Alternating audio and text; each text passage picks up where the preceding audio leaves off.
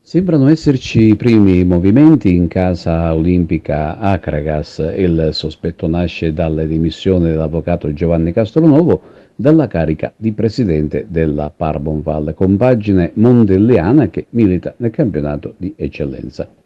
Lo stesso ha apertamente dichiarato che intende sposare solamente un progetto ambizioso e la novità non è sfuggita a Ciccio Nobile, che sempre al capezzale del gigante, che presa carta e penna ha scritto una lettera aperta.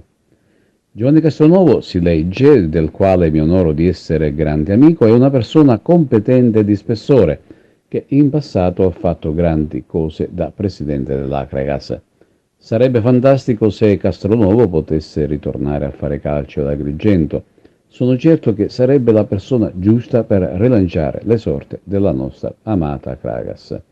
In passato ha fatto cose straordinarie e soprattutto è riuscito ad unire le squadre dell'Acragas e dell'Agrigentina, costruendo un grande giocattolo calcistico che ha vinto tanti campionati fino all'approdo in Lega Pro. L'avvocato Castronovo è riuscito a convincere tanti amici e imprenditori a sposare il progetto Acragas.